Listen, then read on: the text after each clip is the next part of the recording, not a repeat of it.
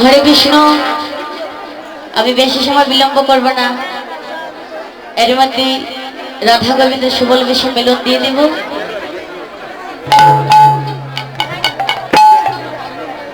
ताई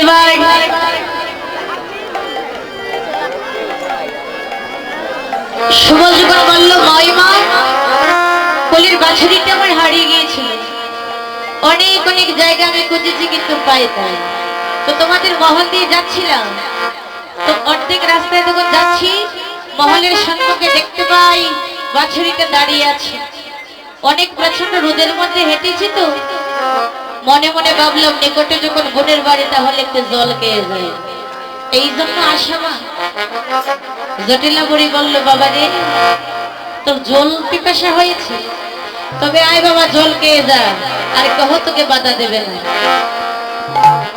বলে এসো এসো জল কাউরে বলো তারে বলে না হেরানি ও বলে এসো এসো জল কাউরে বলো তারে বলে নাই জানি অন্য কোন জন আসিল বাবা অন্য কোন জন আইলো রে বলেছি কলহবানি বলেছি কলহবানি আমি বলেছি কলহবানি তোরে বলে নাই চিনি তোর মায়ের কাছে বলিস না রে ও তোর মায়ের কাছে বলিস না রে মায়ের কাছে বলিস না রে তোর মায়ের কাছে গিয়া বলিস না রে কাবিরে সুবলে বলি তোরে মায়ের কাছে বলিস না রে হলো সবল বলি রে তোরে মায়ের কাছে গিয়ে বলিস না রে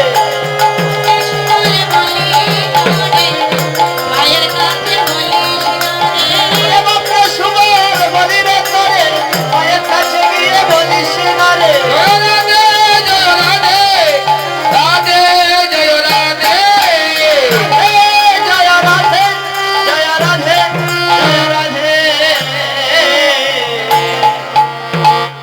জটিলা পরি বলল বাবা ওই দূরে একটা মন্দির আছে সেখানে আমার পুত্রবধূ রাধারানী আছে তুই যা সেখানে গিয়ে জল খেয়ে আয় আর কেহ তোকে বাধা দেবে না জটিলা রাধের সমানের হরিষে সবল যখন গেল রাধার গোছরে জটিলা কুটিলা কুটিলার কুটিল মতি যেই নাকি রাধারানীর কাছে গিয়েছে সুবল, কটিলা গিয়েছে আড়ালে।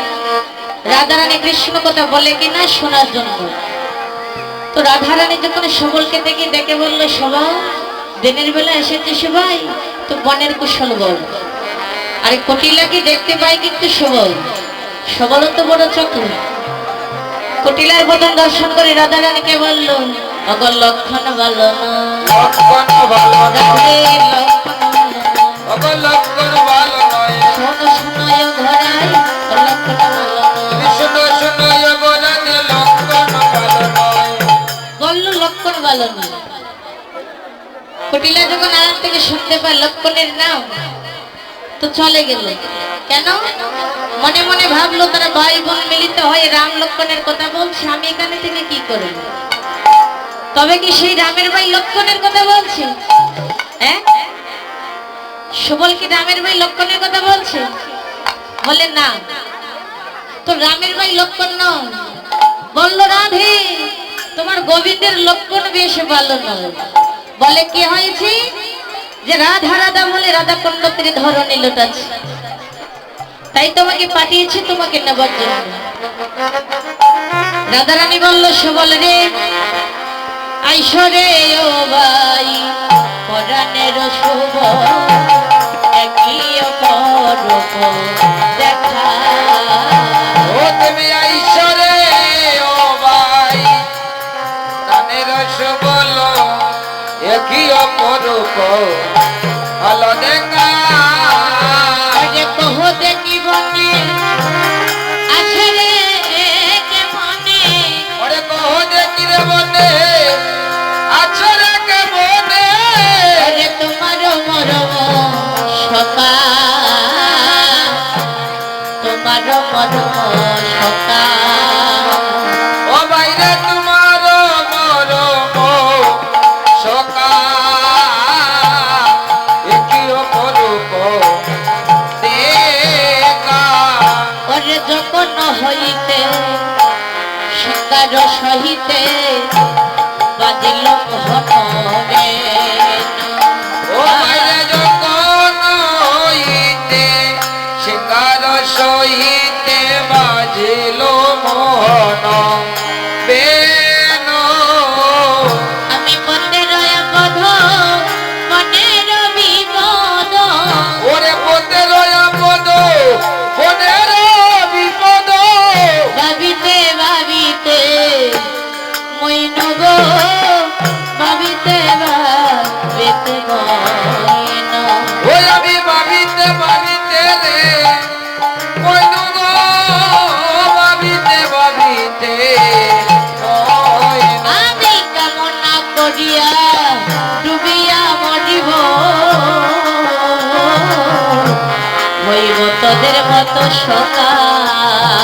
কামনা করিয়া দুনিয়া মরিব হব তোদের মতো সহসকা।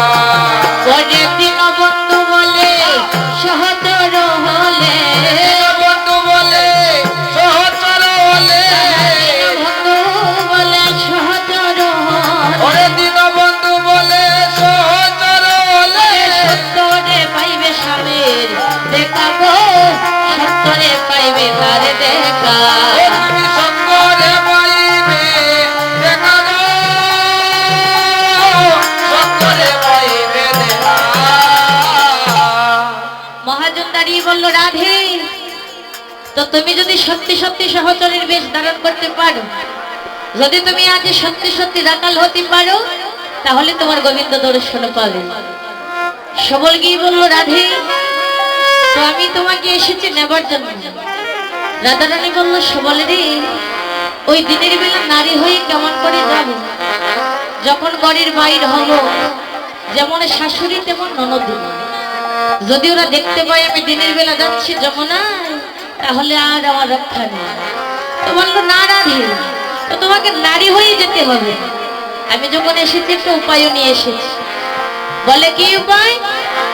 তো সবল বললো, আমি তোমাকে বলবো, আর আমার বলার মাধ্যমে তুমি শুধু কাজ করে যাবে। বললো, কি করব তাহলে বল। রাধারানীর মনে মনে প্রভু রাখাল বেশ ধারণ করার ইচ্ছা। তো রাধারানী বললো সুবল তাহলে তুই বল, আজ আমাকে তুই যা বলবি তাই আমি বলবো। তখন রাধারানীকে দাঁড়িয়ে রেখে তখন সুবল বলল, রাধে আমি বলি দেব, তুমি শুধু আমার কথা মতো কাজ করবে। তো বললো হে। তো সুবল বলে যাচ্ছে, এসো এসো ধরো ধরো রাখালে রবে বয়স সদর সকালে রবে সদর ওগো সাহস করিয়া চলো পথে, সাহস করিয়া চলো পথে তোমার বেশ আমারে দিয়া না ঘরে বেট হগিয়া। ওগো তোমার বেশ আমারে দিয়া নাগরের বেশ ধরো গিয়া আমি থাকি রঙ্গনের কাঁধে, ওগো আমি তাকি রন্ধনের কাজে। তখন সুবল বলল, রাধে তোমাকে বলছি এসো এসো ধরো ধরো রাকালির বেশ বড় সাহস করিয়েছিল পথে, তোমার বেশ আমাকে দিয়ে নাগরে বেট হগিয়ে আমি তাকে রঙ্গনের কাজে, তোমার বেশ আমাকে দাও, আমার বেশ তুমি দাও। তো রাজা রানী কি করলো, পরে শনি রাই প্রেম বডে রাখালের বেশ করে, শনি রাই প্রেম বরে রাখালের বেশ ধরে আজ জয়কে জয় আবরণে সাজে গো, জয়কে জয় আবরণে সাজে, ওগো জয়কে জয় বরণে সাজে গো, জয়কে জয় বরণে সাজে।